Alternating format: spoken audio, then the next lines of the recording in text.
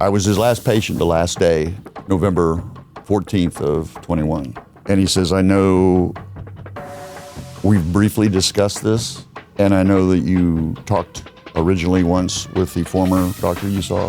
But he says that the only way you're going to get your life back is if you have a below-the-knee amputation.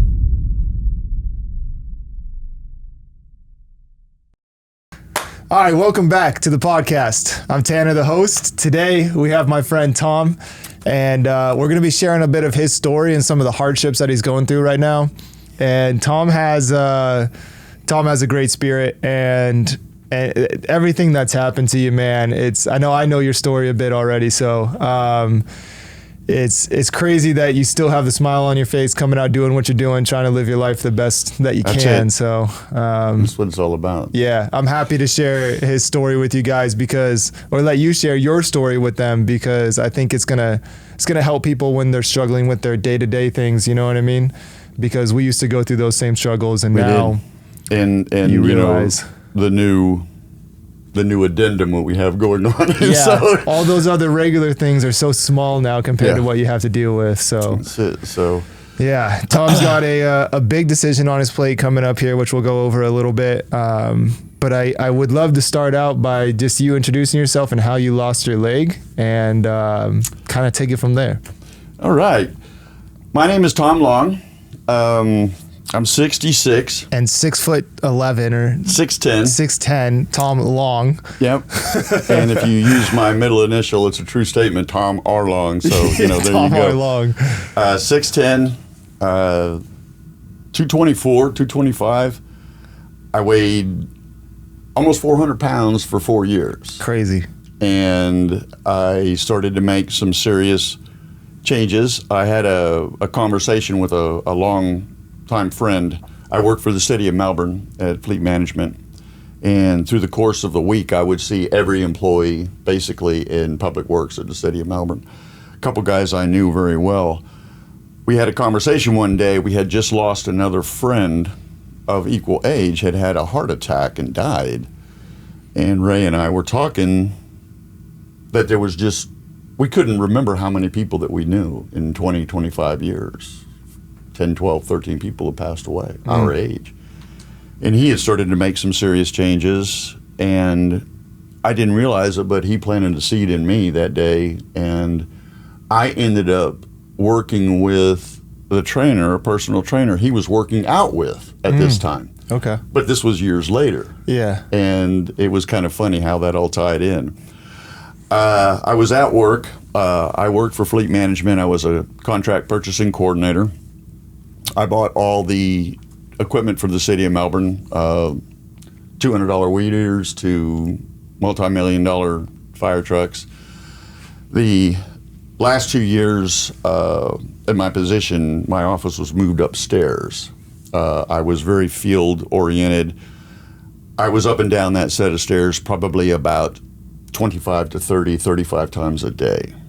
And this was at the height of my get fit, be healthy, and I thought that was, I didn't have a problem with that. Just helping a little bit. There actually wasn't an elevator in the building, so you had no choice. Oh, that's not very handicap accessible. Yeah, and this is, city's big on ADA and all that stuff, so whatever,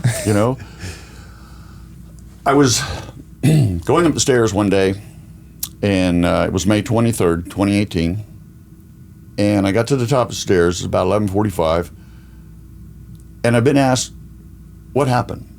I was at the second step from the top. It wasn't a feel. It wasn't a sound. It wasn't wasn't right. Yeah. So I went in and I sat down at my desk and had my lunch, and in 45 minutes I could not stand up. My foot had blown up like Fred Flintstone. It was red, it was hot, and it was seriously messed up. So I called a doctor that I had seen for quite a while for other issues, plantar fasciitis and things like that. I went to see him, and he told me that I had a gout attack. Took a couple x-rays, told me I had a gout attack, booted me up, no weight bearing, and off I go. This turns into a months-long situation. We're treating gout and arthritis. He's referred me to a rheumatologist. They're jacking me up with medication, gabapentin. At one point, I was on 1,200 milligrams of gabapentin a day. Gabapentin or? Yeah. Oh, okay, yeah. I've been there. It makes your teeth want to feel like they're falling out of your mouth. Yeah. Well, it's originally a psychic medication. Yeah. Now a nerve medication. So weird. The rheumatologist sends me to a circulatory doctor because that's what my problem is. That's why my foot is so swollen and hurts. I've had bad circulation. So I go see the circulation doctor, the vascular doctor, and I've been walking on concrete, asphalt my whole life. And I wore good shoes, but you get spider veins, varicose veins, things like that. So she says, you've got that going on, and yeah, it can be kind of painful, but you're dealing with it. She says, but I'm going to tell you something right now. She says, you got something seriously wrong with your foot. And I'm sitting there, and my foot is just like swollen up big time. So I go back to the rheumatologist. He kicks me back to the other doctor and takes only the second set of x-rays. Now we're at December of 18. He comes in, sticks up the film, and tells me I have 5 broken bones in my foot. What had happened was I went on a 2.5-month sabbatical of working out. I stopped that myself. Yeah. At the end of 2.5 months, I said, hey, if this is arthritis, it's a use it or lose it situation. Yeah. Exactly right. So I'm going to start working out again. Start I'm going using to start it. going back out and working at it. Yeah. I had his blessing. He showed me how to tie my shoes differently. One of the indications that was starting was I was getting runner's toe. Okay. And I didn't run a lot, but that's the beginning of when your toes start to claw down and you're starting to put a lot of pressure on your toe tips. And I was continually having nails turn black, pop off, wear funny on the tips and things like that. So he tells me I've got these broken bones, and he sends me to an orthopedic surgeon of his choice, and I go see this guy, and this is December 18th. And we take an x-ray, and he's looking at the x-ray, and I asked him specifically 4, 5, 6, 7 times. I said, do I have broken bones in my feet? What's going on? And he wouldn't really answer me. We're looking at a top view of the foot, and I see all these bones with these big wide bands in between them. And he starts explaining to me that they're not supposed to be there. So I leave this guy with a script for an MRI, and we need to get more imaging. We got to find out what's going on. Yeah. Coincidentally, I had an appointment with my GP 2 days later, and I'm sitting in the waiting room, and he comes in, he's got his clipboard. The first thing he says to me is he says, so when's the surgery? And I'm like, excuse me? What surgery? I mean, he walks in the door and says, so when's the surgery? Yeah. And I said, what surgery? And he said, for the completely collapsed arch and the 5 broken bones in your feet. And I'm like, News I was to me. floored, man. I didn't know I didn't know what to say. Yeah. And he's looking at me, he's like, are you all right? And I said, sit down. Let me tell you what I know.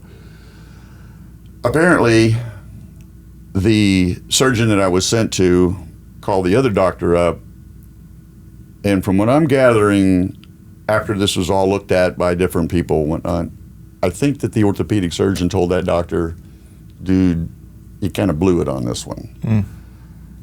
Because they got word to my GP in 2 days that it was going to be a surgery fix. Yeah. And I had absolutely no idea Okay. what this was. Yeah. My GP sends me for an MRI, and he gives me a referral to Jewett Orthopedic in Orlando. I live in Melbourne, Florida. I go see the Jewett doctor in January of 2019.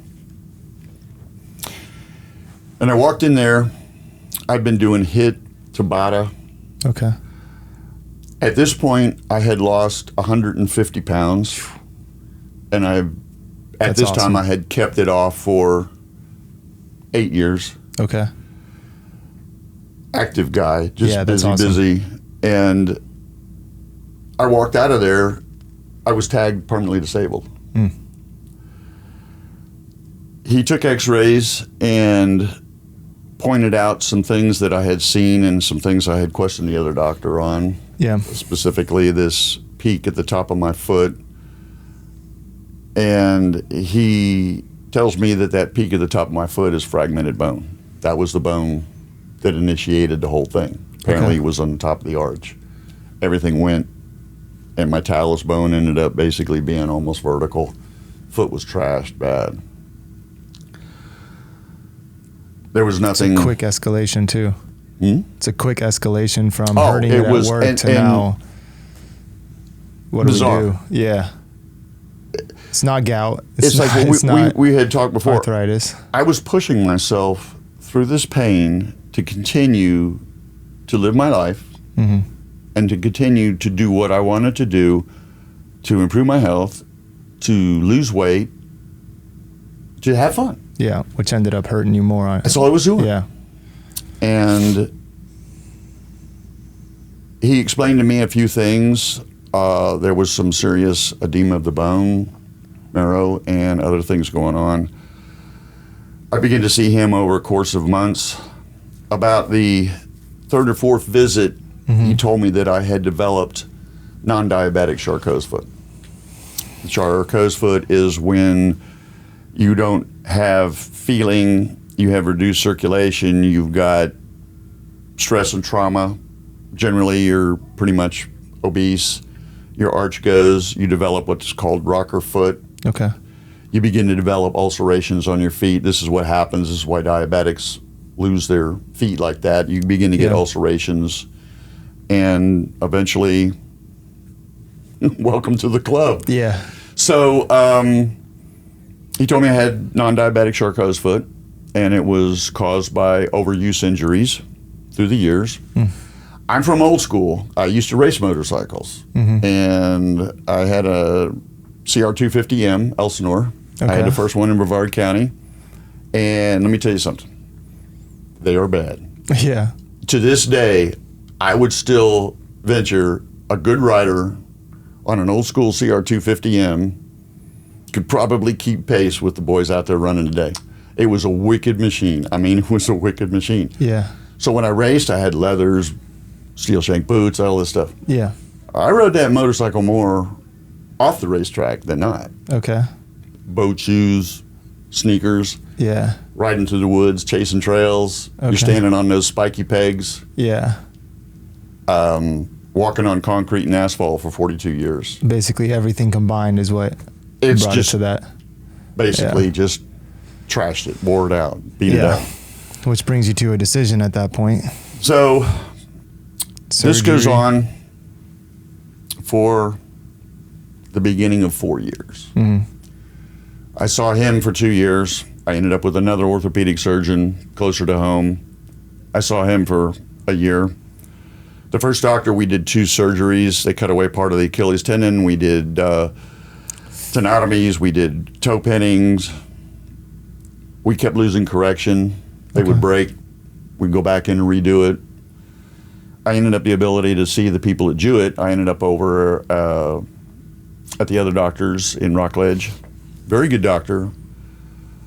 I went in and I told him, I says, I will do whatever you want to do. I just cannot lose mobility. Yeah. And he wanted to do a couple more surgeries. I've ended up having 5 surgeries done, and all these were just to alleviate the pain. Okay.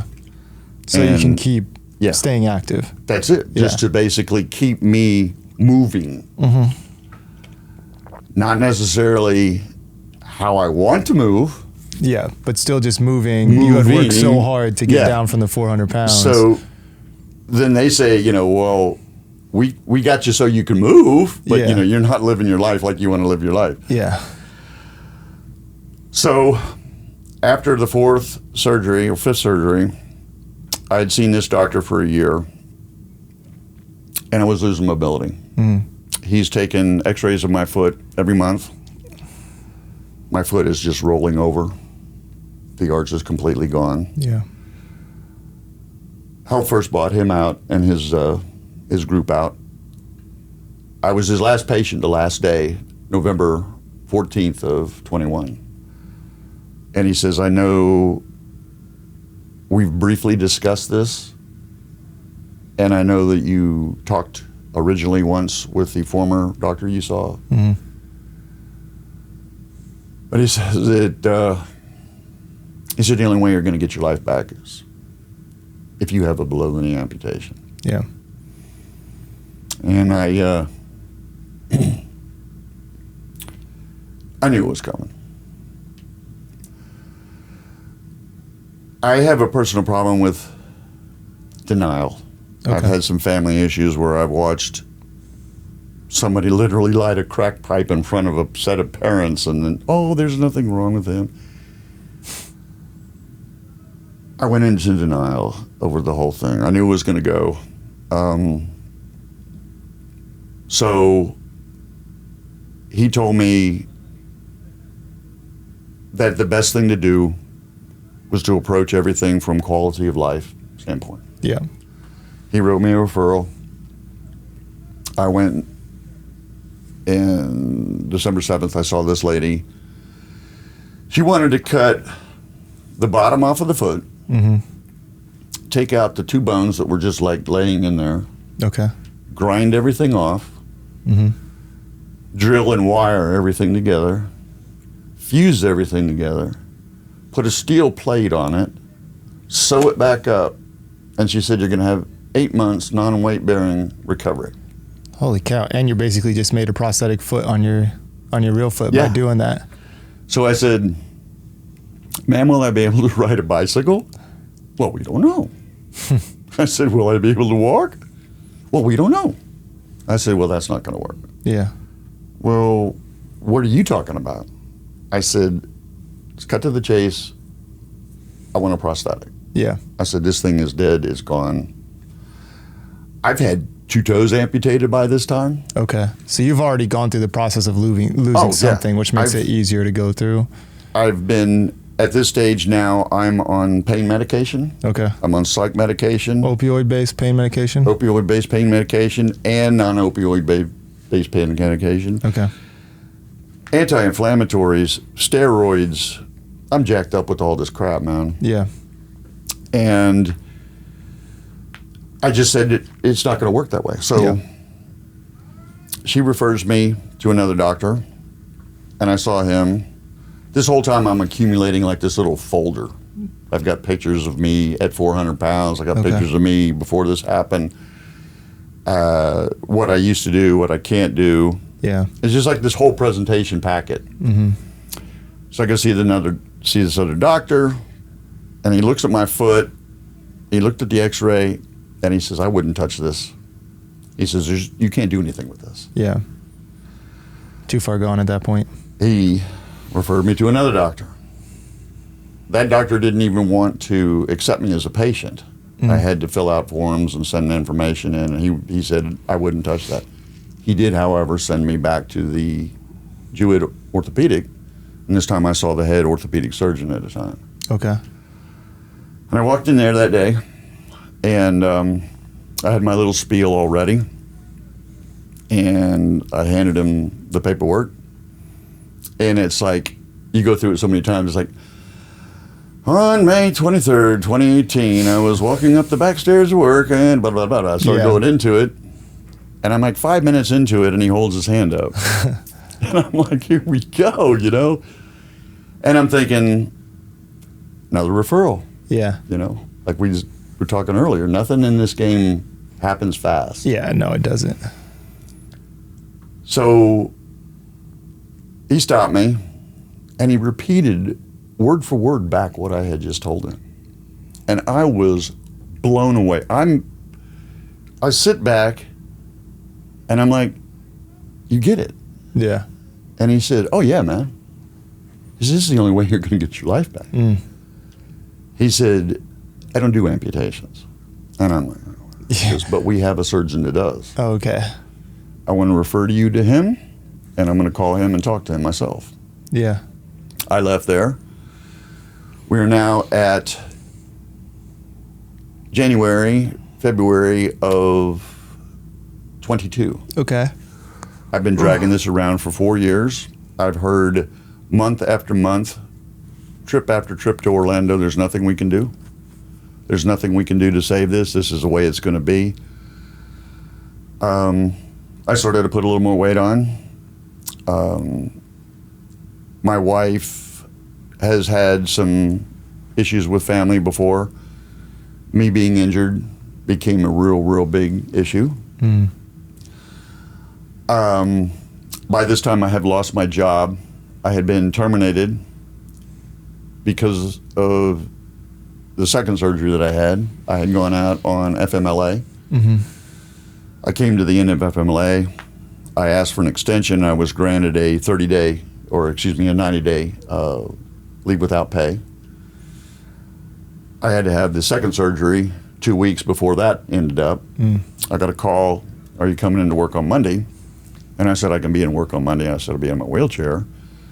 And I was told that wasn't going to work. Yeah. That I couldn't meet the bare minimum requirements of the job characteristics, blah, blah, blah, blah, blah. Wow. So I got fired, 30 and a half years at the city of Melbourne. Wow.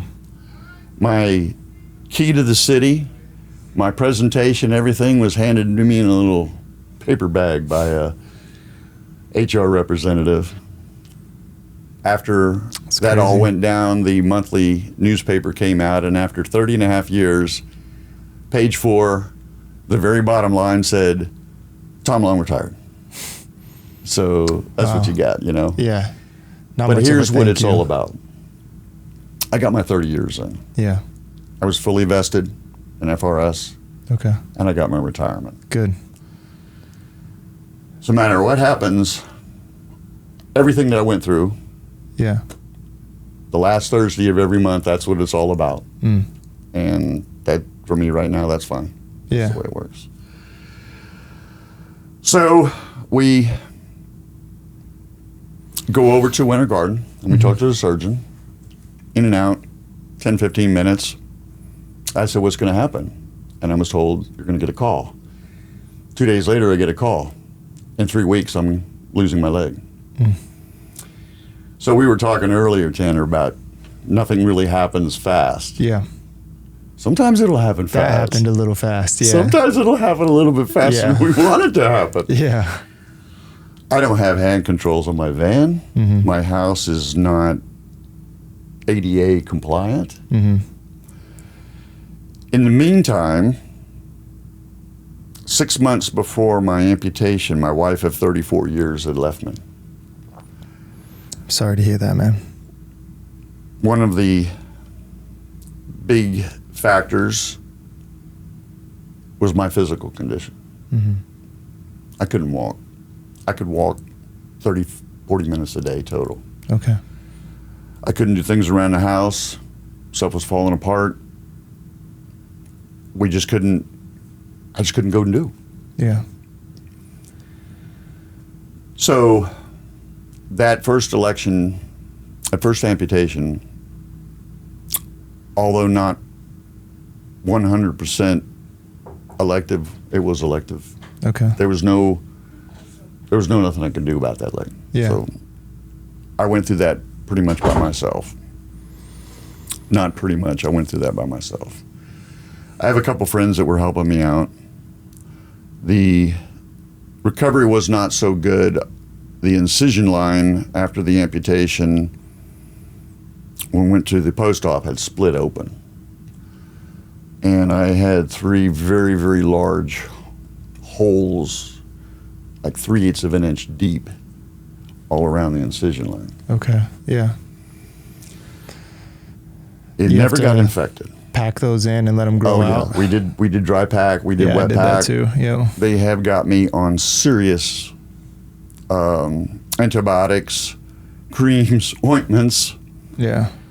Now, That's for anyone who wants a visual, by the way, that is a painstaking process where you literally have, like, you see a hole in your leg and you have to pack gauze and other things into that hole and redo it every few hours for the first beginning part, and then every a little bit more than few hours when it starts healing up, and you literally watch your skin or your flesh grow out and fill that hole up. It comes in. It's crazy.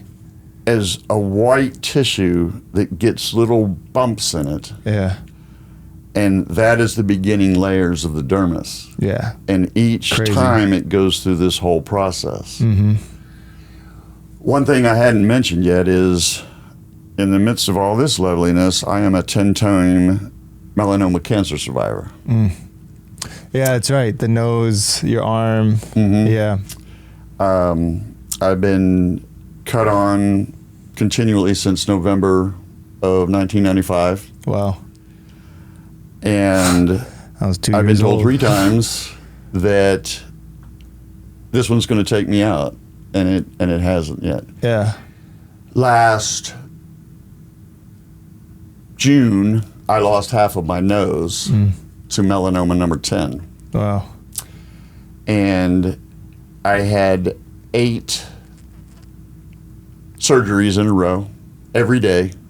They did Mohs surgery to get the cancer out. Okay. And then the next day, after it was cancer-free, we did an attempted skin graft. They pulled a large piece of skin off my face. Yep. And that failed. Okay.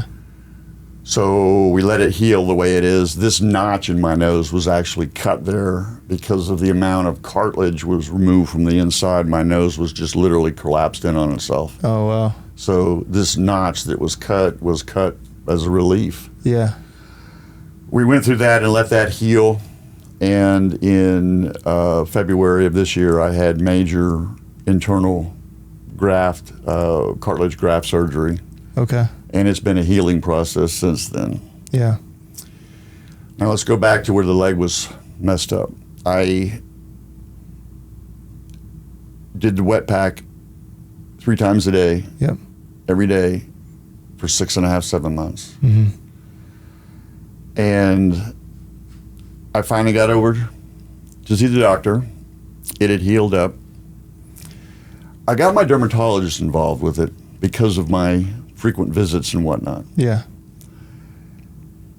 He had me using this Matrix product, which was like a freeze-dried collagen. And we were just talking about how the tissue grows from the inside. Yeah.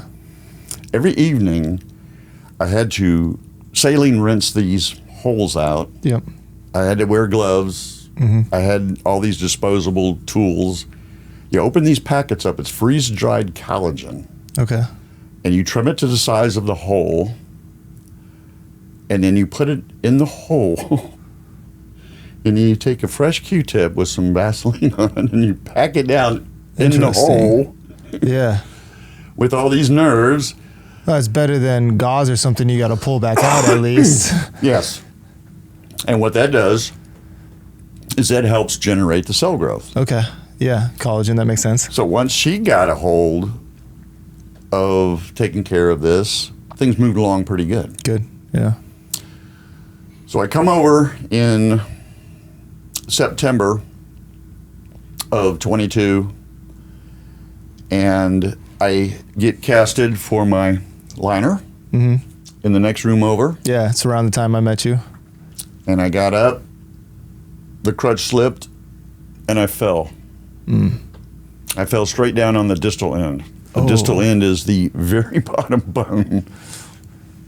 Oh, that's I was going a little bit heavier at that time. I was going about 270, and as 270 pounds came right down on that, right on the big tiny little bone hole. Yeah. Oh yeah, right on the big holes where the holes were. They had just freshly healed up. Oof. And it split open. Oh, that hurts. Oh, that gives So me. Rob's I'm not helping good at that me. stuff when it's on someone else. That gives me a little bit of heebie-jeebies. A couple of people helping me. Stan comes in, and our buddy Roger. Love Roger. Our buddy Roger comes in, and he looks at me, and he goes, "You're out of here 6 more weeks." Oh man. So they sent me home, but not before I had met you. I came into POA the very first time, I had no idea what to expect.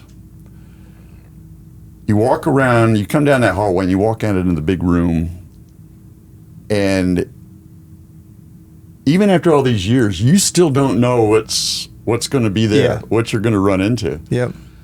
My first day was not a lot of people there, and I see this young man laid out on this table, and I see these 2 or 3 people, maybe 4, I don't know, look like a NASCAR pit stop to me. They're working on his legs, and I look over and I'm like, that guy's got some messed up legs, man. And it's Tanner, and he's looking up and he's smiling. He goes, "Hey, my name's Tanner. What's your name?" And I started talking to him. Now, I'm coming off of 7.5 months sitting in this wheelchair by myself at the house, and I'm just about as pitiful as you can imagine. Which is crazy, actually. Sorry to interrupt, but I was actually at that time just coming off 7.5 years in a wheelchair. I know that. Yeah. I know that now for you a know fact. that. Yeah. So I was going to tell somebody that story. I'm coming over here, and somebody's going to know that story. And my buddy Tanner tells me that he was just coming off of that. And I'm seeing how happy this guy is. His daughter's running around. It's not bothering him. Yeah. This is what we're doing. This is what he's doing. Because the outcome is going to get you back to living your life. Yeah. I never told that 7.5 month story. I eventually did, but it just doesn't cut it. And I went home and I got my leg, and I didn't know what I was supposed to feel. 10 minutes, I had blisters. Yeah. And it was a long, long, long process. Yeah, well, if I remember correctly, the next time we saw each other after that was a few months after, and you were in there getting adjustments made to the leg because you were hiking, walking, and doing so much woodwork on it that it was wearing it down. Yeah. I have broken polycarbonate check sockets. I came in one time with a carbon fiber check socket cracked. I do a lot of furniture repair and woodworking and whatnot. I've actually helped build boats and stuff. I do a lot of work with West epoxy. Okay, yeah. And I ratted out the crack, and I mixed up the black tint, and I put the filler in. Okay. And I did a damn good job on that thing. Except I got busted big time when I came over here the next time to do Roger saw it. And oops. Yeah. So, yeah, I'm pretty hard on legs. Yeah, it's hard to break these carbon fiber ones, even on a check or a test socket, which is what they make to... It's like the first initial one to figure out the sizing and comfortability. It's a clear socket like this, so they can see inside of it to make sure you're making contact. This is all a balance of just enough contact, not too much. Yeah. And if you don't have enough contact, you're going to pull a vacuum and you're going to suck a big hickey on your leg. Yeah. And it'll blister and it'll bleed and it'll hurt like hell. Yeah, for those of you who don't have amputations, these things are held on strictly by suction. Yeah. That's what it is. That's what it is. It's as simple as that. You've got a silicone liner that goes up against your skin. To make up the space, you have ply socks. These ply socks are adjustable. This is a 3, that's a 5. Oh, you're doubled up. And your sleeve rolls up. There is a one-way check valve in the bottom. So when you put weight on this, pressure relief. Pressure pushes out, and it's a vacuum system. They told me that you can literally hang from your foot. Yeah. You cannot pull off of it. Yeah, you should be able to, yeah. So we were well on the way. I was doing very well. I became a peer visitor, a certified peer visitor for the Amputee Coalition. I go around and I talk to amputees. It's awesome that you did that, yeah. Going to become amputees or fresh amputees. I've had a couple people call and say I was a little bit too gruff with them. Yeah. I was raised old school. Dad would grab me by the shirt collar and say, you know, Get your ass up out of bed. You're going to go get a job this summer. Yeah. So I want people to be the best they can be. And people, when you become an amputee, you think your life is over. Yeah. The easiest thing to do is not put that leg on. You think that your life is over. Yep. What I went through, my life was taken away from me before I became an amputee. As my foot began to deteriorate, I lost the ability to ride my bike, to be on the beach, to go surf fishing, to drive a 4-speed, Yeah. to drive a motorcycle. Everything was just being stripped away slowly. Everything was just being stripped away slowly. I had the situation with my marriage and all. And I try to tell these people when I go talk to them, the amputees, your life is only over if you want it to be over. Yeah. Yep. You only lose when you give up. Yeah. Yep. You've got the capacity in you to do things that you cannot even believe that you can do. It's so cliche to hear, oh, you don't know how strong you can be till blah, blah, blah. We've heard it. It's so true, though. Yeah. When it's just you sitting in that chair, on the couch, laying in the bed, and you've got to do something, and there's nobody there to do it but you will find a way to do it. Yep. But you're going to go through this discussion in your head for 10 minutes. Is it worth And your it? mind is going to tell you that you cannot do it. Yep. I read a lot of David Goggins material. He's pretty hardcore. He's given me a lot of encouragement to drive and push forward and be better, Okay. especially through my weight loss Yeah. and getting healthy. I believe that the biggest battle that we're fighting is with our minds. Yeah, ourselves. I was talking to my prosthetist, Rob, last week. Oh, we can't get there. We are not there yet. He has a younger patient, 16-year-old patient, who lost both legs in an automobile accident. And Rob could tell that he was spiraling down a little bit. Yeah. And Rob pulled him aside and talked to him. And he told him, he said, this is a 90% game, mental game. This is a 90% mental game. Yep. And you and I both know that that's true. Yep. I fully believe that the biggest battle that we wage, not as amputees, not as limb difference, not as anybody, Yeah. is we are waging a war with our mind. Who tells you that you can't do that? Did anybody ever come up to you and say, Tanner, you'll never walk again? Yes, many times actually. They did. Well, actually, I was bad. Many times. But sorry about that one. I'm a bad example to use. That's a bad example. But I see where you're going, yeah. But who tells you this? Yeah, it's typically yourself. It that comes you from can't do it comes this. from your head. It comes from your mind. Yeah. Why? Because Sorry, that was because we're only living at 40% capacity because Yeah. our mind is holding that 60% back because Yep. it's in that fight or flight. It doesn't know what's coming up. It doesn't know what's going to happen next. So what's going to save it? Okay, you've got to be able to convince the mind to release it, to let it go. I've not run into anybody that told me I couldn't do something that I couldn't do unless my mind said I couldn't do it. I've been told I couldn't do a lot of things. You'll not do this, you'll not do that. And I just refuse to believe that. Yep. I just go out and I do it, and whatever it takes. Yeah. That's true strength. So we've kind of danced around a little bit now.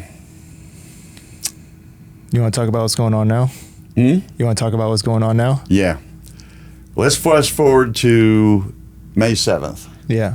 of this year. If I can just preface it real quick, like, I think it's good to understand that, like, when you're going through a single amputation, right, it's the whole world to you. It's really tough to try to figure out, kind of like what you've been talking about mentally, like what's next, you know? Yeah. But then, like you said, everything was taken away from you before, and then when you got the amputation, it's almost like things just started coming back. It was given back to me, man. Right? I mean, yeah.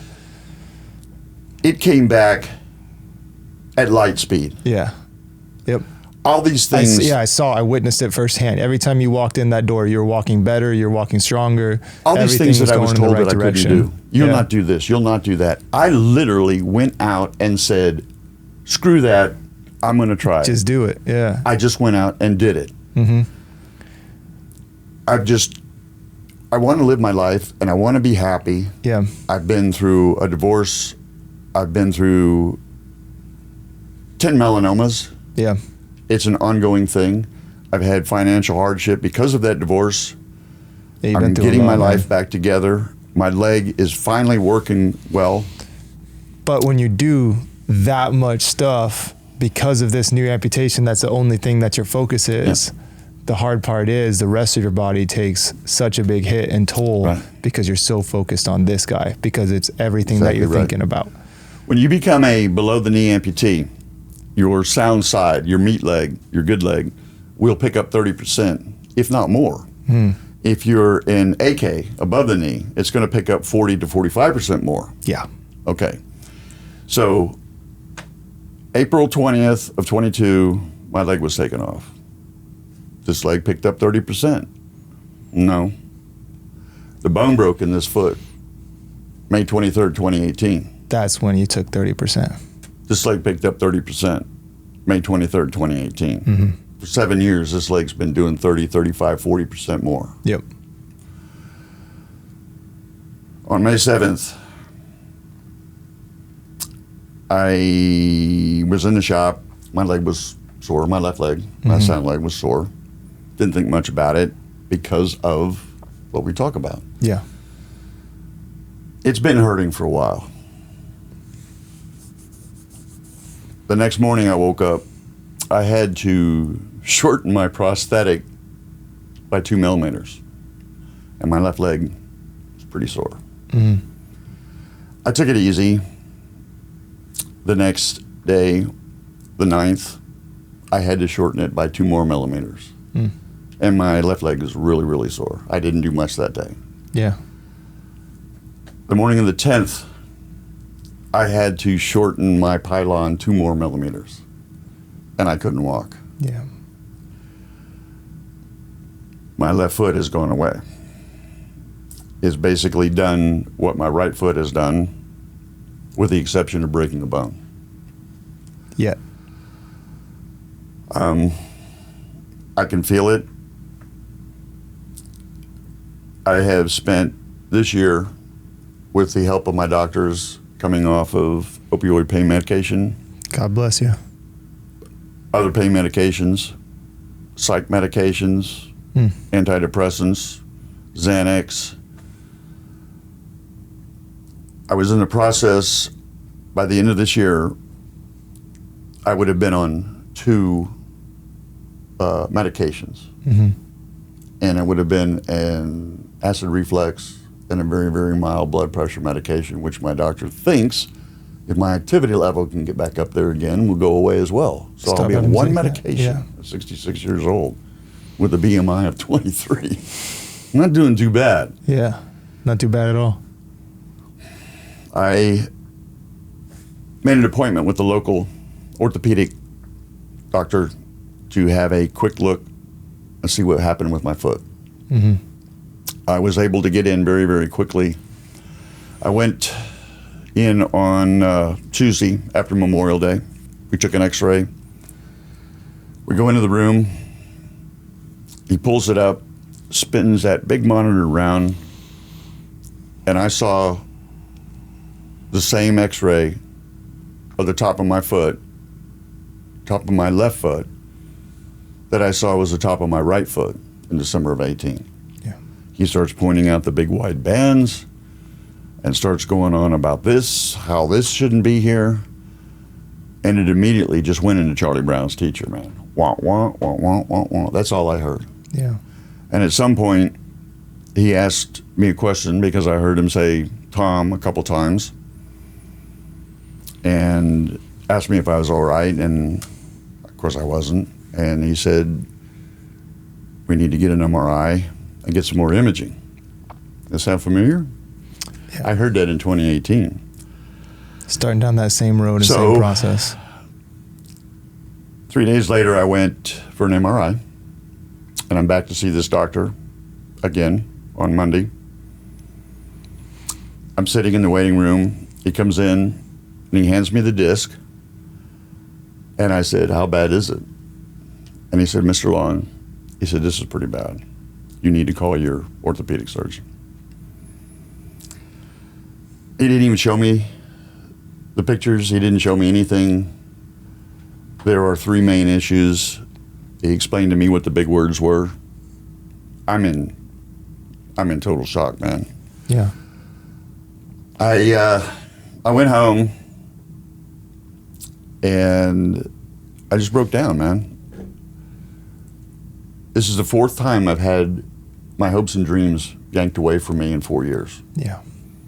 My wife walked away. I had to make the decision with my foot. It cost me every cent I had to save my house.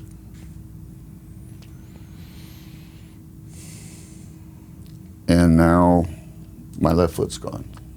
Yeah. I have been looking into talking to companies that do 10-day float trips down the Grand Canyon. I have friends up in the Carolinas want me to come up hiking. I am very close to getting my first permanent leg. I would get my cycling leg. I would get my beach leg. I can get back out to surf fishing again. And all that's on hold right now. Yeah. I came over to POA, explained to them what's going on, and they had to take my leg. I have a K4-5 foot, and they had to dumb down my leg. They had to adjust my leg back to basically this is a 2x4 because we've got this player. So no give. Yeah. Making it like a stump leg or like a pirate's leg. From what I can tell, the surgeon that I'm seeing now is the surgeon that did my amputation. He's probably the best in the state. Mm-hmm.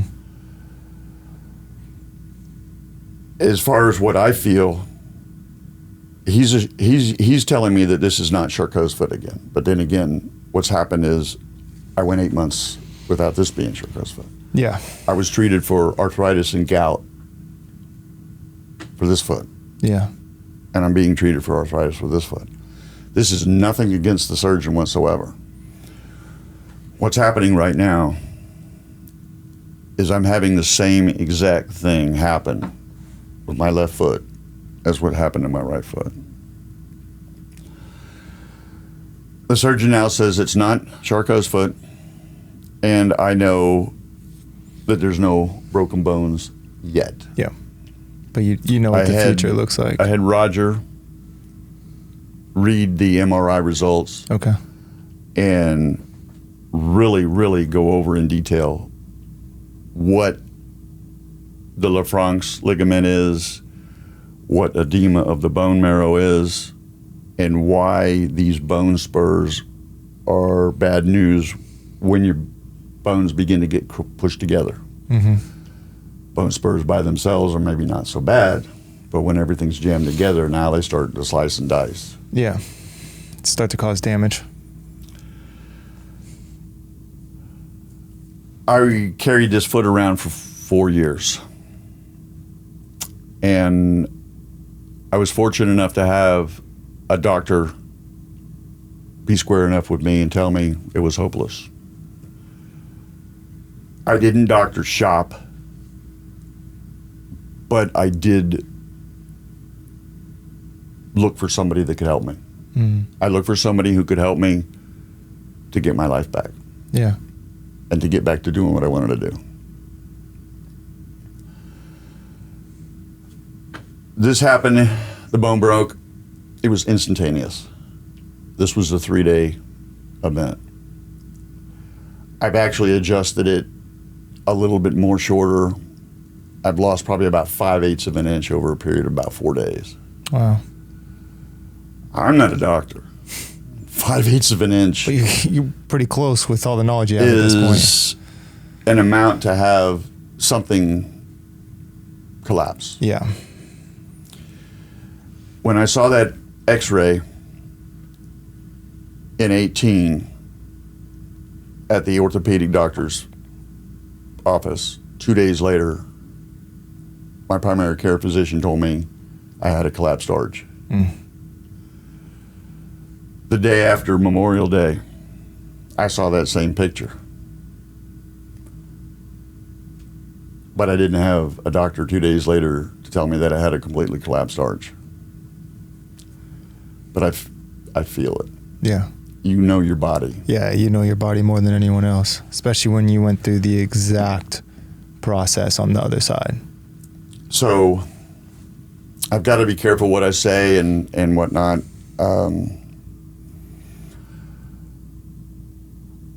I talked to the surgeon. I had to follow up. And he gave me some options. First one was surgery. Mm-hmm. And he shot that down pretty quick himself because of the edema of the bone marrow, the condition of everything in there. Yeah. I've been told that I could go through a perfect surgery, go through a perfect recovery, go through perfect PT, get up, take 10 steps, and break it.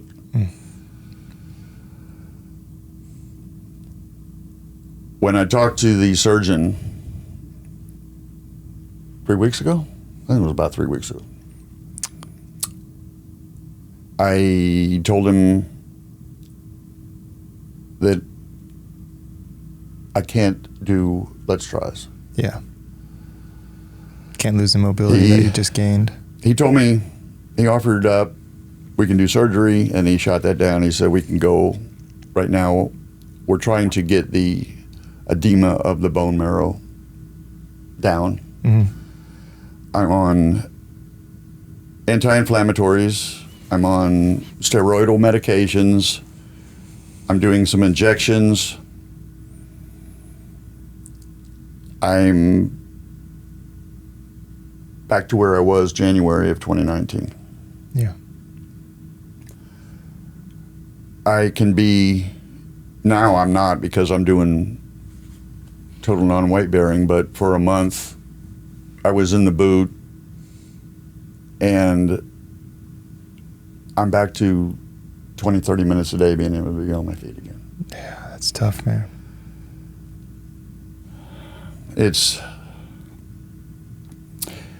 I'm not afraid of being a bilateral BK.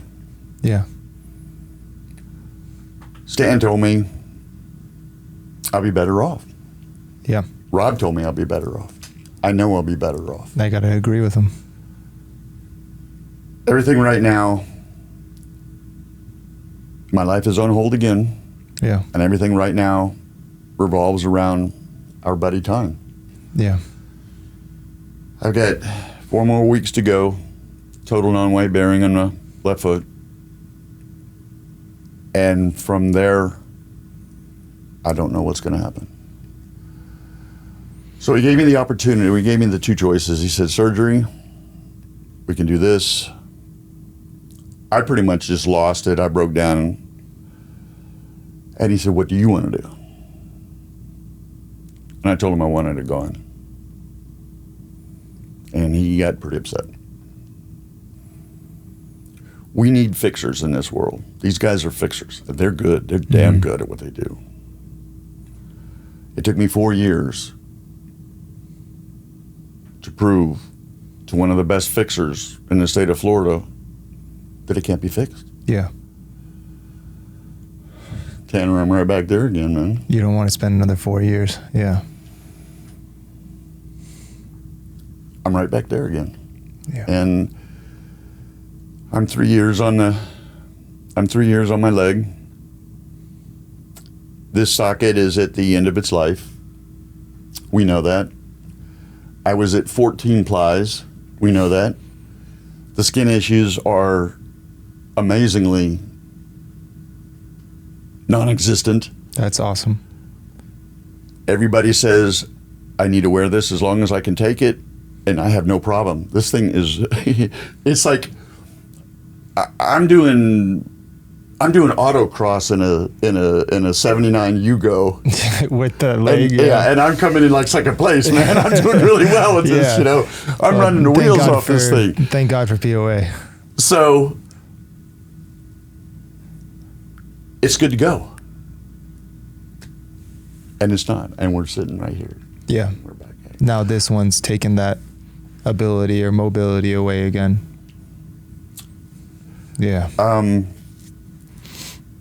A knee walker is, you can use one, but it's almost impossible. It's hard. These things are not set up to do knee walkers. Yeah. The way they've had to dumb this down, I'm picking up pains in my knee, in my back, in my hip, my left knee. Doesn't have the same flexion and everything as before. Yeah. And the foot, we've had to take all the drive out of the foot because it wants to go. Okay. It wants to move. But you can't. And I can't walk do that like that. So now it's just like walking around on a 2x4. Peg leg. I don't know what's going to happen. I told the doctor. He asked me, okay. I think he's upset because it was a very quick answer. Yeah. I want it gone. Well, he doesn't know what you've been through necessarily mentally to get to this point. He came in at the back end of it. Yeah. What I want to do is I want to put together a letter of these two things running side by side. Yeah. I am not doubting him. I will never doubt him. But what are your options? Hmm? But what are your options that's best for you? That's it. Yeah. It's going to come down to quality of life again. Yeah. Well, if you take another 4 years trying to figure that one out, right. You're going to lose everything you gained on the right side. This time going into it, I've got people. I've got you. I've got friends. Yes, sir. I've got POA. Yes. I've got knowledge. Mm-hmm. It is my second rodeo. Yep. I know what all those big words mean. There's a lot of And them. when you give me that kind of information, it gets a little bit dangerous. Yeah. I will put myself back up in first place again. Yeah. Somehow. I believe that. I will get back in there. But right now, the hardest thing that I've been dealing with now since this happened is how instantly it came apart. Yeah. This was a Faster 4 year. than the other one. This was a 4 year takeaway. Yeah. A glide. Slow This- decline. A 3 day period, and I cannot walk. Yeah. Okay, stay off of it. How many times have we been told that? Hundreds of times. Stay off of it. Rest. What happens is it feels better. Mm-hmm. So you go back out And then you damage it more. and you start to push Mm-hmm. and you damage it more. Yep. What I think is happening or is going to happen, which is what happened here, is there's no bones broken yet. But something that Roger told me is with the edema of the bone marrow, Mm-hmm. I can develop fractures, hairline fractures and cracks and stuff that because of the inflammation, it's hard to pick up even with MRI or CT scans. Okay.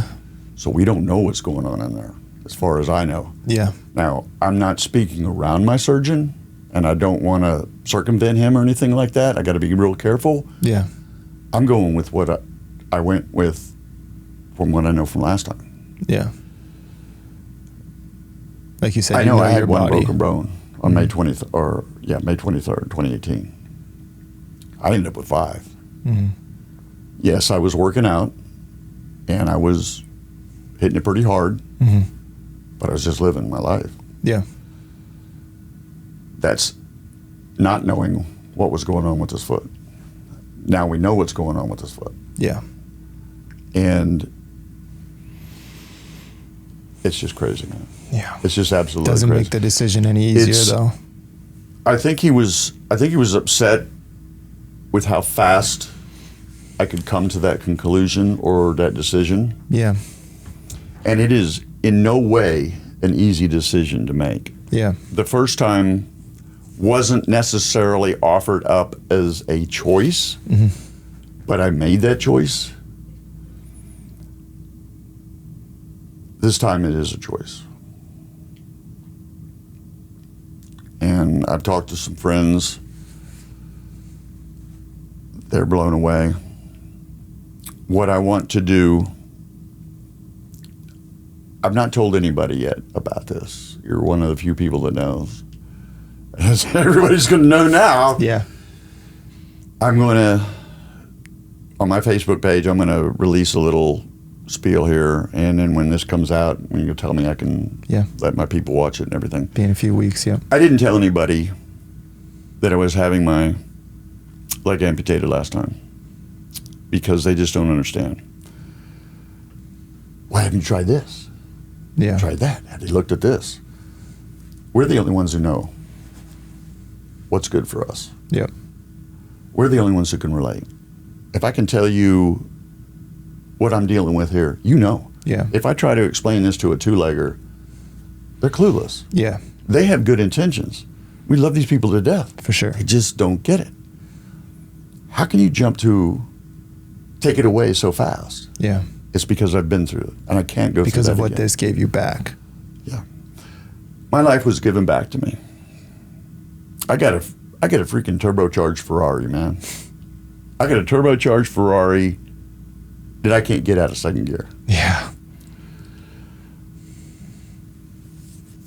And now it's gone. Yeah. And what happens, I don't know. And this time around, Mr. Wonderful, Mr. Positive here, he's not doing so good with it. I'm sorry to hear that. This one is, this one's tough. I think my biggest fear is that he says, well, there's nothing we can do, and technically there's no reason why I'd have to remove this. I have a good life. So here I am with a Ferrari foot. With a and Geo that you Metro. go. And where am I? Yeah. I'm where I was, putting on weight, sitting around. Yeah, that is scary. Yeah, I'm sorry.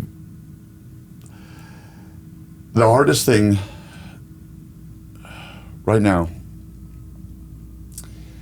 there's like a spike driven right through the ankle on my right foot. This thing is manifesting pain in my right foot. That's been going for 3 years. Yeah. I wake up at 2, 3 a.m. I reach down to try to put the fire out. Yeah, but it's not there. It's not there. I had TMR surgery. I don't have phantom pain and ghost pain. We missed one little spot about right there. Really? Yeah. You burned them all off? No, we did TMR, TMR at the amputation. Well, explain that to me. The only way I know about the nerves is to burn the end of the nerve endings. TMR is called targeted muscle reinnervation. When they cut the nerve, it goes back into a nebula, a ball, and then screams pain. Yep. That's what we all complain about, why we can't wear our prosthetics. Absolutely. I'm in a 5-year study with Jewett where they do TMR surgery where the surgeon comes in and removes the limb. Your leg is flayed out so they can wrap around the bone. Yep. Then the nerve surgeon comes in and microscopically finds those nerves, trims them up a little bit neater, I guess, makes incisions into the muscles and places, inserts them in there like you're putting garlic cloves in that roast, sew it up or whatever, tuck it away, and then sew you up, and it grows back, and it's nice and fat and happy because it's got something to do. Oh, wow. Yeah. That's And really cool. what they want to do is they want TMR surgery to become standard with amputations. Yeah, makes sense because you're not getting rid of the nerves. So then if the legs come, like the arms that connect to the nerves are still there to connect to it versus burning them off. And that's pretty interesting. Part of it right there. Because the phantom pain is I've got about a silver dollar spot right here on my residual. It wants to get in the game every once in a while, man. About every 2 or 3 weeks, it says, "Yo, I'm still down here." Yeah. And Still, though, every 2 to 3 weeks, that's pretty good. I can pull my leg off, and I can do some deep tissue Massaging, massage, yeah. and I'm good to go. Yeah, And I hear that's a blessing. I hear from you, and I hear from other people that's the biggest pain with prosthetics. Oh my gosh, yeah. Is being able to wear them like that. And then Yeah. when I go and visit amputees that haven't had the TMR surgery, this is something that bothers them. Yeah, the nerve pain is insane. I mean, it's every single day for me. So, And I with couldn't most imagine people, it. You know, I couldn't imagine it. So Yeah, hard to sleep, hard to walk on it, mostly hard to sit because of the pressure. But doing these podcasts, I'm constantly going through nerve pain. Just feels like someone's taking a stick that's on fire, slowly dropping it onto that spot, holding it there for a second, and then take it pulling right away, it yeah. away like it never happened. and the So thing that gets weird. me is the cycling, Yeah, you know. yeah. So That's cool, though. Thanks for explaining that. yeah. So right now I'm messed up, man. Yeah. I'm trying to keep myself together.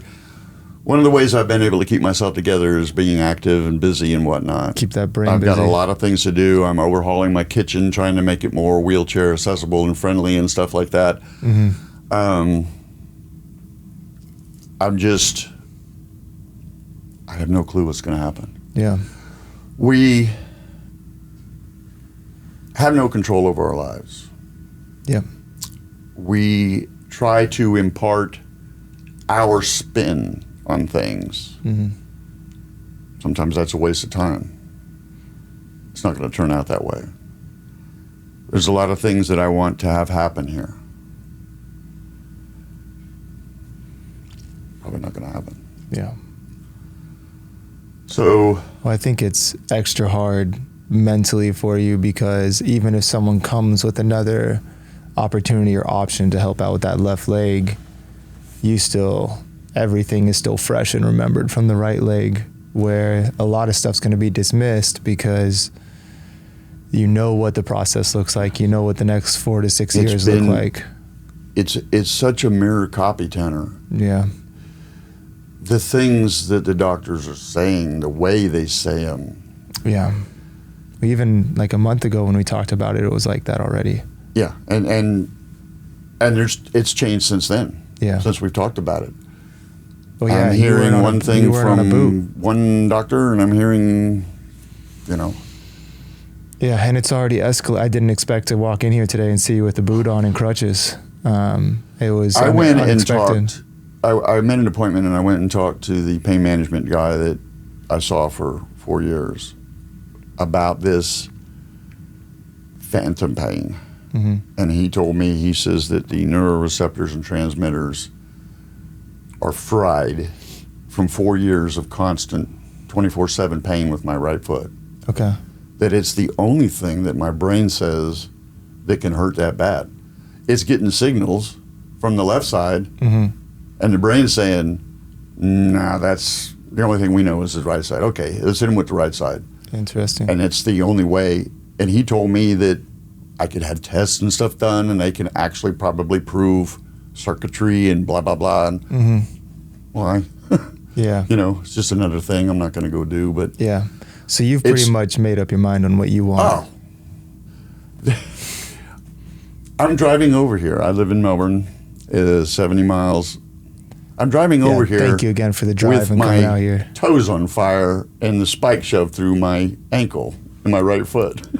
Yeah, toes in an ankle that don't exist. I was in the shower the other night, and I looked down. Do you still stand up in the shower? No. Okay. No. Sorry, just out of curiosity. And I had my legs out, and my foot was, even with non-weight bearing, when I wake up in the morning, it's swollen. Okay, yeah. And I look down, and my foot's all swollen up.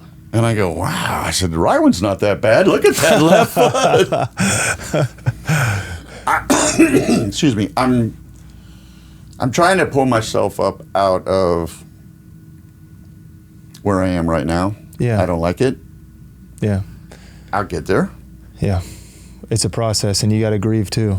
If you don't And grieve. this is very, very fresh. Yeah. I just saw these guys last week. I go next week again. And then in 4 weeks, we go back and see the surgeon again and see what we're going to do. See what the decision looks like. I just don't know. Yeah. And I'm a person that needs to feel, I don't need to be in control. Yeah. But I like to know a plan. Yeah. There's no plan right now. And because I've done this, because I've been through this, it's so hard to keep my mind from going to the dark side real fast on this, because that's what I did initially. And so now we talk about waging that war with our mind. Yeah. Okay, my mind's creating all these scenarios that I know aren't going to happen, but it's doing that anyway. Because I went through this before, it's drawing up all these past memories of everything that I went through. Oh, you know what's going to happen next? Oh, this is when we're going to go do that. This is what's going to happen next. And it's literally doing that to my head. Yeah. And it's like forcing an expectation of, okay, he said that, now he's going to say this. I mean, it's that bad. Yeah. So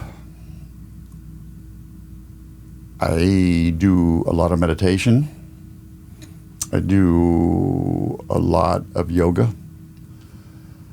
And I'm doing everything I can right now to hold everything together. Yeah. I'm not like this, and I don't like being like this, and I know it's going to pass. But right now is a hard time. As soon as I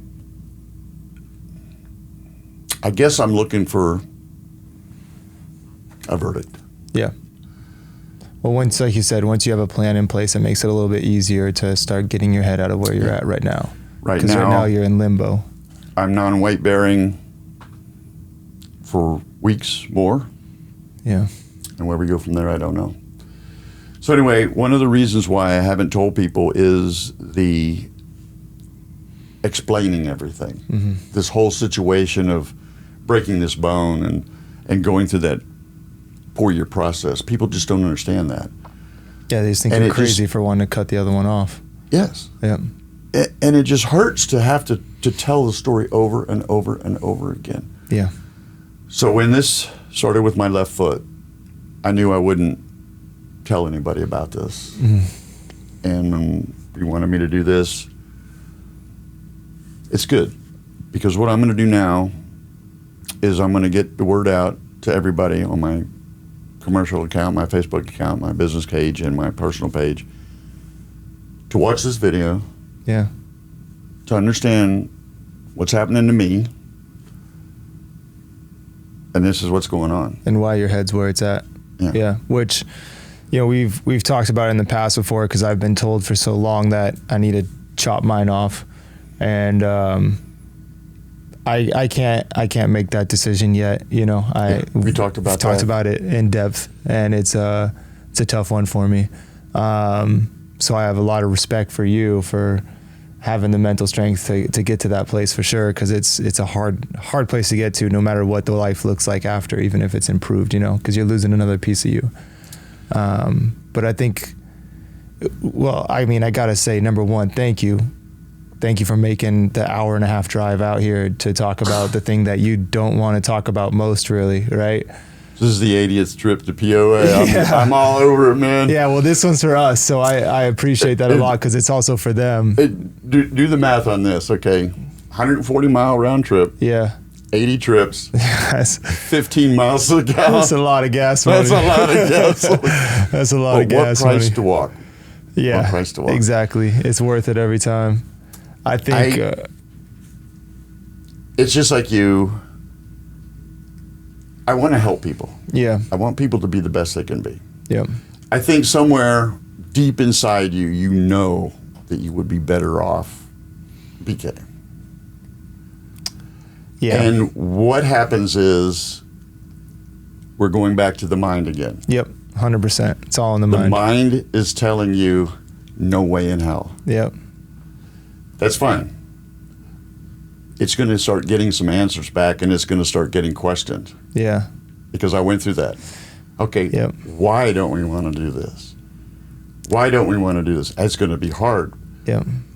How do we know it's going to be hard? You're telling me it's going to be hard. I don't know it's going to be hard. Well, I know that this is going to be hard. I still feel like mine's a little bit different with the paralysis. Oh, yes. You've got a lot more going on. That and the spine you put it all together really holds you back without that base leg to plant on for transfers and things like that. I definitely think that your situation is different, knowing that it's the same thing going on was what you just dealt with, and you know what that final result looks like because of how quickly you got up on that thing and went back to life and had those things given back to you. So I definitely understand where you're coming from to want to get rid of it and avoid the next 4 years of turmoil and pain and trying to figure something out that's not going to work. That makes sense in my head. That's where I feel like you're going to help some people, is that mental strength to get to that place, because even if they're not dealing with the amputation, but let's say they're dealing with something in their life again that keeps happening over and over and over again, right? Sometimes to make that change, it all starts right here. Well, not sometimes, pretty much always, it starts right here. Yeah. We literally have to get to the absolute rock bottom. Again, another cliche. Yeah. I was where I was with my right foot. Yeah. It was done, man. I couldn't do anything. Mm-hmm. It was time to move on. Yep. And when I saw that doctor for 5 minutes and I saw that x-ray, kind of felt that same feeling. I knew right there and then. Yeah. And he was talking, and like I said, it was a Charlie Brown teacher thing, and he was talking, and I knew. Yeah. Right there and then. And I will be okay. Yeah, you will. I don't know what that looks like right now, but I know I'll be okay. Absolutely. And one of the things, when I talk to my amputees, when I go out and I talk to amputees and stuff like that, I have this little saying: if I know that you can do something, and you've demonstrated to me, you're a pretty strong guy, and I know you can do things. If you tell me that you can't do something that I know that you're capable of doing, I'm not going to accept that from you. Yep. I'm not going to accept that from you. And I'm going to tell you, don't tell me you can't blah, blah, blah. You can't do this. Yeah. You need to put the 3-letter word yet at the end of that statement. Yeah. And it's going to turn it around 180 degrees. Because now you are in the process of doing that. You haven't got there yet. That means that you have started it, or you're going to start it. Yeah. And you're going to do it, or you're going to try to do it. Yeah. And I will get to where I want to be, but I'm not there yet. Yep. And I'm just hanging on every day to what's going to happen. Yeah. You know, it's tough. I didn't mean to be such a downer today, man. No, it's okay. It's okay. These aren't. This will get edited up. I'll probably have about 5 minutes worth of stuff on No, we're. I mean, we are coming up to our time because we don't edit things down like that. This is a place for you to talk about stuff and for people to listen. You know, I think it's. Again, people think that they're going through the biggest thing in the world, right? It's. I like we say, 2-leggers, right? Yeah, 2-leggers out there. I call them normies too. I call them normies. Yeah, I think we're normal still, but yeah, you know, just a different 2-leggers. Normal, I like 2-leggers. You know. Yeah, I mean, so I was a 2-legger for 22 years. You were a 2-legger for 63 years ish. Yeah. So it's you know, life is hard, man, and it doesn't matter if you got 1 leg, 2 legs, no legs, no arms, right? We got Gary Miracle that hopefully we'll have someday that's missing his arms and his legs. Who still tells me that he'd prefer to be like him than me. So that, I mean, I must be pretty bad. But is this Richie? This is Gary. Oh, okay, yeah. But yeah, there's people out there. You know, everything that you're going through is the biggest thing to you, right? People are so scared to talk to me about what they're going through when they hear my story because they can't compare to what I'm going through. Well, it's different because you haven't gone through what I'm going through. I haven't gone through what you're going through, right? It's the biggest thing in your life. We don't want to discount it. If they think that I don't want to tell you this because look what you're going through. Yeah, it doesn't. Don't discount that. Tell me, please. Exactly. Yeah, it's the biggest thing in your life, right? It doesn't matter what you're going through. Your brain perceives that as the hardest struggle that you're going through yet in your life, right? And so that's the biggest barrier, the biggest hurdle that you have to get over. Again, it doesn't matter if it's your leg. It doesn't matter if it's figuring out a job or money, right? Or trying to buy a house or build a family or have a kid, right? I've got family that's trying to have a kid for years and years and years and just won't happen, right? And it's just getting over these barriers.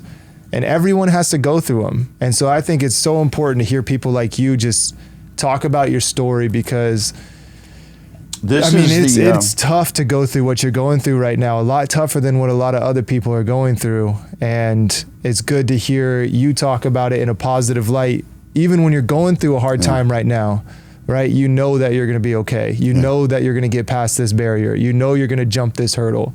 It might take a little while, and it's going to have some setbacks on the way there. And it's just become a lot more difficult. Exactly. But you're still going to get there, and you're going to get over it. Yeah. And that's what life's about. Yeah, that's what it is. It's never giving up. You don't lose until you quit. Mm-hmm. I am a firm believer in that. There's no such thing as losing in life until you quit. You give up. Right? So it doesn't matter what you're going through out there. This story is huge because you're a big inspiration on that side of things, that you won't quit. Even if you have to take the second leg, right? I don't care. You're going to figure it out. You're not going to quit. And I know I'm going to see you walk through that door, even if it's with 2 prosthetics, talking about the hike that you just did, or how much woodworking, standing for 12 hours in the woodworking desk doing different things or whatever. Like, I went to a concert last year, and I wore this leg for almost 17 and a half straight hours. Holy cow. Unbelievable. Yeah, that's a lot. I woke up the next morning, and it hurt. I bet. And I'm like, why does my leg hurt? Yeah. And I'm like, well, you knucklehead. 17 hours. 17 hours. Yeah. Yep. I'm working my way up right now, and with my new job and everything, being back into air conditioning, especially in summertime here in Florida, I'm walking more and standing more than I've stood and walked in 9.5 years. And I'm finding things that hurt that I didn't know could hurt, you know, and I'm finding different things to try to figure out and get past. So, you know, it doesn't matter how long you go or what you're going through. You're always going to have new things, you know. Yeah. Life isn't easy. It's not meant to be easy. This is how we grow. Yeah. This is how we become better, is we are given a trial. Adapt. We're given a foot. We're given a car accident. Yeah. How are you going to handle that? I think that's the way it is. It's like, poof. Adapt What are you and gonna do with that? overcome. How are you going to handle that? And as we get better at handling our emotions and handling the way that we react to things. So I'm still not good at that part, but yeah. It's like that challenge was like an A. Okay. Yeah. Oh, I can't give him any more of those. He's got that down. Hey man, let's ramp it up some. Let's give him some C challenges. You know? And I think that when I excuse me, when I look at this, it's bizarre. And It's just a new challenge. it is, and it's almost like I'm expecting this answer. Yeah. Or now he's going to say this, or now he's going to say that. Yeah. And I've never in my lifetime, I've had 10 melanomas. They've not all been the same. You know? Yeah, you've been through a lot, man, but that's And where each you one should is have different. positivity in yourself. So that's in my pea brain. I'm thinking, I'm good with this. yeah, When this happens, you'll be good with that too. Yeah, I will be, but Yeah. it's going to be a whole different ballgame. It's going to be different for sure. Yeah, but again, I mean, do you have faith? I don't know if we've talked about that before. Yes. I'm a big believer, and you know, something the Bible teaches us and tells us is that God will never give us more than we can handle, right? And I hold on to that near and dear because I feel like I have a lot more than I can handle, you know. And I struggle, man. Like I'm gonna get emotional as I talk about it because I can't talk about my story or myself that well anymore, you know, especially with a little girl and stuff, and knowing the things that I can't do. But I still firmly believe that it's not something that is too much for me to handle. Right. And everything that gets thrown my way, you know, it's still just replays in my mind that it's not too much to handle. It's not too much to handle. I just have to figure out how to get past this next hurdle. Yeah. And so, you know, the next hurdle for me is that my daughter can outrun me and I can't catch her or go get her or play with her and things like that. So Your let's next look at it this hurdle is way. the leg. You're out there running with her. Well, not running. I'm slowly trying. walking, trying to keep up. Yeah. But it's better than being in the wheelchair 24/7 trying to keep up, or not being able to see her as she runs away in the grocery store or something. You know, you can always find positivity. Doesn't mean life's going to be easy just because you're positive, right? Doesn't mean what you're going through is easy. I try to do that. My good friend asked me, he says, what's positive with this? What in the hell could be positive with your other foot going? Yeah. Okay, well, let's look at it. This leg's working. Yep. This leg can support it. And you're getting really good on it. I have 100% confidence in this leg. I got 0 in this leg. I'm in a better place support-wise. I've got POA. I've got friends. I've got amputee family. I've got the Amputee Coalition. Yeah. Who's got my back. You're better prepared. I know all the big words. Yeah. I'm prepared. I prepared myself for whatever may come. Mm-hmm. Now, I don't know what's coming, and I don't know what the plan's going to be, and I don't know what that's going to look like. But I prepared myself So that you can as get good through as it. I can do. Yeah. And then at that point, I just say, that's it. I got to give it up. Yeah. Take it a day at a time. I believe that we are given challenges to make us better people in the long run. Mm-hmm. I knew absolutely nothing about being an amputee. Yep. Same. Look what we know now. Yeah, I didn't even really know it existed. Yep. Look what we've learned. Yep. Look what we're capable of handling now. Absolutely. Whereas that was an insurmountable challenge at one time. Yeah. So now we look at that and we go, and it's part of my thing, is like, he said, you don't even want to become a bilateral BK. You don't know what all that entails. I do. Yeah, you kind of do. Yeah. I kind of do. I said, my home is prepared for it Yeah. because I'm already there. Yep. So Bring it I'm on. ready. Yeah. I'm ready for whatever comes on. It's just give it to me. Yeah. And let me see what it is. Just bring it on. So I'll press on. Yeah. I will not quit. I will not stop. I had a good friend of mine, a hardcore military guy I worked with for 16 years. He watched me go down with everything I went through with the leg and everything, and he retired out before I lost my job. Okay. And he calls me up occasionally. He's from Hungary, 16-year Army veteran, hardcore dude. I mean, crazy. And he goes, are you going to eat a 9mm today, or are you going to make it through? That's pretty blunt, man. That's pretty blunt. Yeah. And I'm like, Stevie boy, I said, I'm not going to give up. Yeah. It's like a Kevin Costner flick for 4 hours, 3 hours. You don't get up at 30 minutes to go. You know, you got to watch the whole thing, man. I got to see how this turns out. I like to tell my friends, I got to see if the hero makes it or not. Yeah. You know, so far he's done okay. Yeah. But the author has written some more chapters. Yep. And we don't get any previews. No, we don't. We gotta take it as it comes. So it's just feet hit the floor and go. Absolutely. Or foot hits the floor. Yeah, foot. Or pretty soon, Yeah, whatever, you know, know? stump. Potentially. But I think the biggest concern I have is access to my little microscopic bathroom in my house. I don't know how that's going to work. might have to bust some doors down. Oh, I'm or there. walls. I'm there. Yeah. I'll do it. Yeah. I mean, I'm a wood guy. Yeah. There you know? go. I got tools. You got a new project. So Yeah. it's going to be okay. Absolutely. It's going to be okay. I'm sorry. you're going to be okay. Yeah, that's exactly right. I had a friend of mine, a very good friend, Sherry, that I used to, I worked out with quite a few times, and we talked. And she kind of jumped me one day because I said, early on in this, I said, I think I'm going to be okay. One too many times to her. And she stopped. We were walking 6 miles that day. And she grabbed my arm and she said, stop that. And she's not like that. And I'm like, what? She goes, you will be okay. Yep. Because it's all mental. And from that moment on, I don't say, I think I'll be okay. Absolutely. I know I'll be okay.